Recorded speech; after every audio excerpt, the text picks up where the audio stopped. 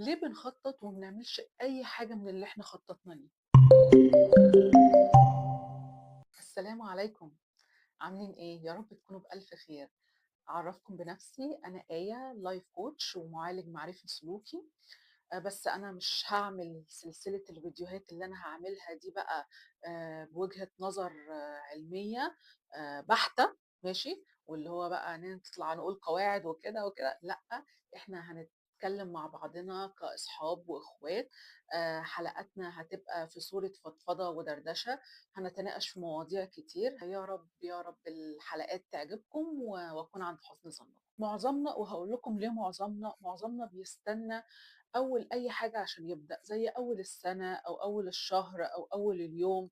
المهم إن هو بيستنى أول أي حاجة عشان يبدأ خطوة جديدة. لأ، وكمان بيعمل كل حاجة مع بعضها. يعني مثلا يقول لك إيه، يقول لك أنا من أول السنة أو من أول الشهر أيا كان، أنا هبتدي أصلي الفروض كلها بانتظام، هقول الأذكار، هنزل الجيم، هاكل أكل صحي، هبطل سكر.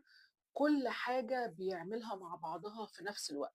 وهنا المشكلة، إن هو ما ابتداش نظام حياته أو الأهداف الجديدة في حياته على العادات، وطبعا ده ما بيكملش كام يوم على بعض، ده باعتبار يعني إن هو كمل لتاني يوم. هو ما بيكملش كام يوم على بعض. نيجي بقى في الأول، ليه كنت قلت معظمنا؟ قلت معظمنا لأن الناس اللي هي متعودة تحط أهدافها عارفة كويس قوي إن الأهداف دي ما بتجيش أول كل سنة أو أول كل شهر. الهدف بيحصل لما بنكون له عادات صغيرة ومستمرة، لما بنمشي عليها بيبتدي الهدف ده يتحقق في حياتنا. والحمد لله قوي إن إحنا أول ما بنحقق هدف أو بننجح في خطوات معينة في الوصول للهدف دوت، بنلاقي إن الدنيا بقت أسهل بكتير في تحقيق الخطوة اللي بعدها والخطوة اللي بعدها. ساعتها تحقيق الأهداف أو تكوين العادات اللي بتحقق الأهداف بتبقى سهلة قوي إن إحنا نعملها. نيجي بقى نتكلم عن إزاي نخطط. ويعني إيه تخطيط؟ التخطيط بكل بساطة إن أنا بامسك ورقة وقلم، أو في ناس بتحب تخطط بدماغها بس أنا بفضل الورقة والقلم جدا. بمسك الورقة والقلم وببتدي أحط أنا هعمل إيه في الجانب ده، وهعمل إيه في الجانب ده، وهعمل إيه في الجانب دوت. وببتدي أحط خطوات عشان أوصل للحاجة دي. مش كل الناس بتخطط بطريقة صح، ومش كل الناس بتمشي على سيستم معين إن هي توصل للهدف اللي هي عايزة تحققه في الآخر. كده نيجي لحتة إن إحنا إزاي نخطط. إيه الخطوات اللي أمشي عليها عشان أخطط لحياتي؟ أول حاجة، وبسم الله الرحمن الرحيم كده وربنا يوفقنا، إن إحنا لازم نكون حاطين لحياتنا رسالة. يعني في رسالة من وجودنا في الحياة، في رسالة إحنا عايشين عشانها عشان نحققها. والرسالة دي يعني دايما كده لازم تبقى مرتبطة بحاجة عليا، وبحاجة ما ينفعش تخلص. ما ينفعش مثلا أقول أنا رسالتي في الحياة إن أنا أعلم ولادي وأكبرهم وأجوزهم. طب ما دي كده حضرتك رسالتك انتهت فعلا مع أول خلاص. لما جوزتيهم مش هتحسي إن أنت في حاجة أنت عايشة عشانها، وده إحنا مش عايزينه.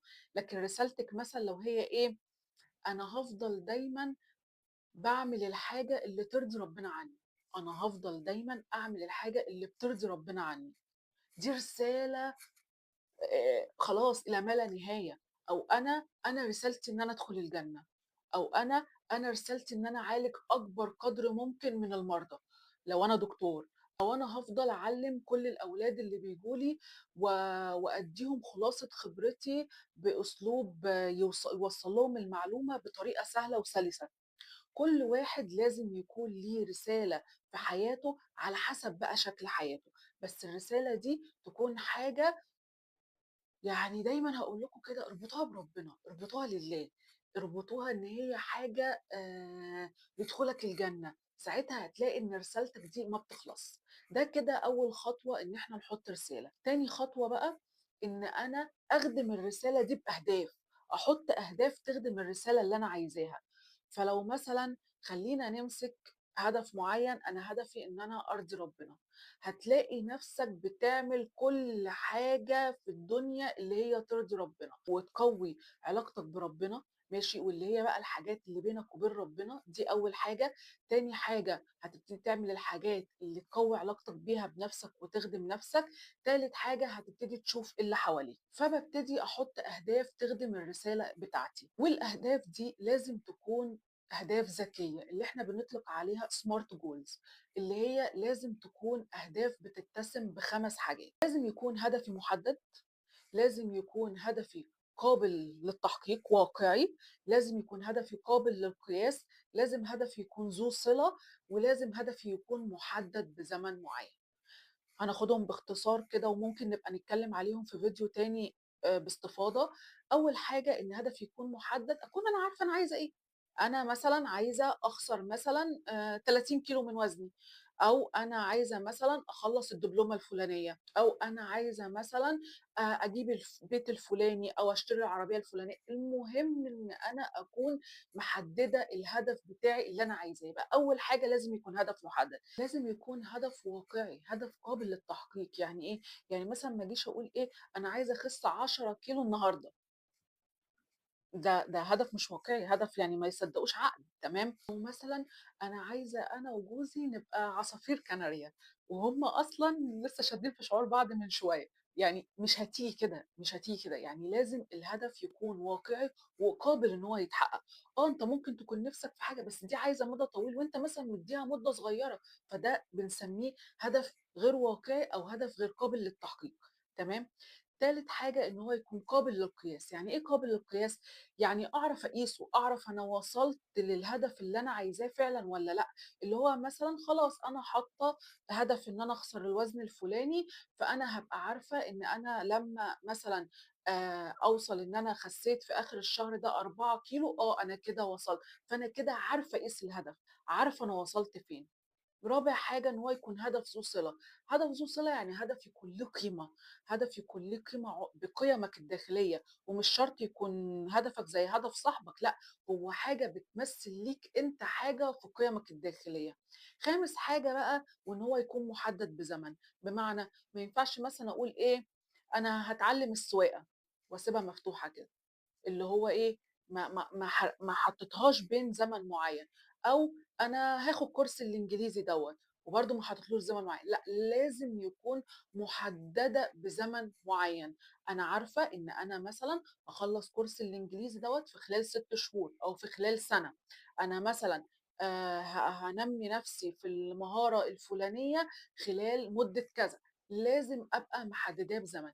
ده كده الأهداف الذكية اللي هي smart goals. لازمًا الهدف بتاعك يكون بيتسم بال5 حاجات دول، عشان ساعتها تقدر تعمله. الخطوة اللي بعد كده بقى إن أنا أحط خطوات معيّنة لتحقيق الهدف ده. يعني مثلًا أنا لو قُلت إن أنا عايزة أخس 20 كيلو، فأنا ده هدف، ده بنسميه هدف كبير، اللي هو أنا عايزة أخس 20 كيلو.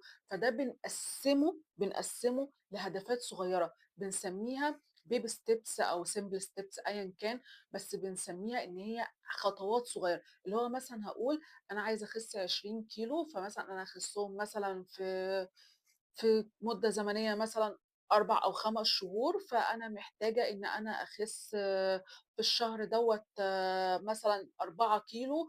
يبقى أنا محتاجة أخس كل أسبوع كيلو، فباركّز على الكيلو اللي أنا هاخسه كل أسبوع. طب أنا إزاي بقى أوصل للكيلو دوّة؟